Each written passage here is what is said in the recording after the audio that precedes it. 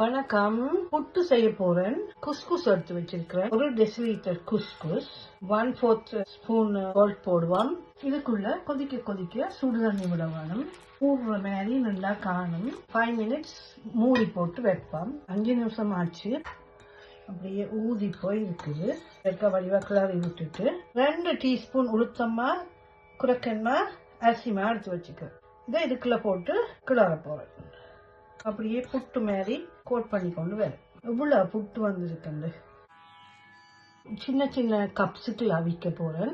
Desiccated கோகோனட்டுக்கு கொஞ்சம் சுடு தண்ணி ஊற்றி கிளறி வச்சிருக்கிறேன். சாஃப்டான தேங்காய் பூவா இருக்குது. இதுக்கு கொஞ்சம் எண்ணெய் பூசுவோம்.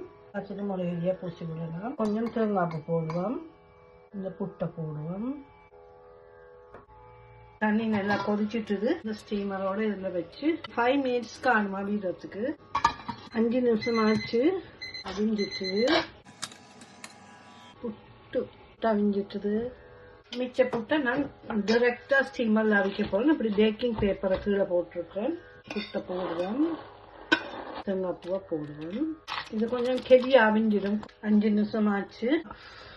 இப்படி எடுக்க அப்படி சேர்ந்து இருக்கு. அவிச்ச புட்டை சம்பலோடையும் உள்ளி கத்திரிக்காய் கறியோடையும் முட்டையோடையும் சாப்பிட நல்லா இருக்கும்.